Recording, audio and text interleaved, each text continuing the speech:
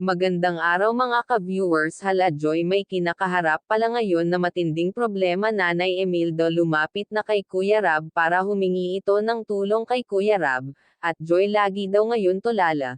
Hala, dahil kaya ito sa pag-ibig. Yan po ang video na pag-uusapan natin ngayon mga ka-viewers, at kung bago ka pa lamang sa aking channel ay baka pwede paki-subscribe at wag po muna skip ang aking video para malaman ang nilalaman nito.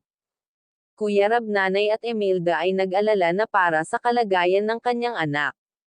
Muling pinaalalahanin ni Kuya Rab si Nanay Emilda na epa-check up na itong si Joy. Nanay nito ay nangangamba para sa kinabukasan nila kung sakali na mawala ang Team Kalingap sa buhay nila. Pinalakas nito ang kanyang sarili sa lahat na nangyari ngayon at kinausap naman siya nito at Carla dahil sa may isang salita ito. Na kahit daw ano man ang magyari ay hindi pa rin siya magbabago sa Kalingap. Pulis na humahanga sa kanya ay isa pa sa mga kinaiinjitan ni Joy, pero sabi nga ni Carla mas importante pa rin sa kanya ang pangarap bago ang pumasok sa mga ganyan bagay.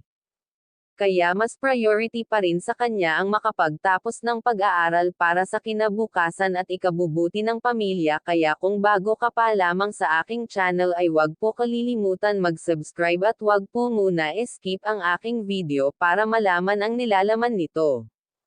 Kuya Jomar ay hindi makapaniwala sa nangyayari ngayon kay Joy at nag-alala ito sa kalagayan ni Joy. Grabe, iba talaga si Carla sa lahat ng mga naging beneficiary ni Kuya Rab. Ito talaga ang maraming tagahanga lahat kasi bukod sa matalino ay maganda.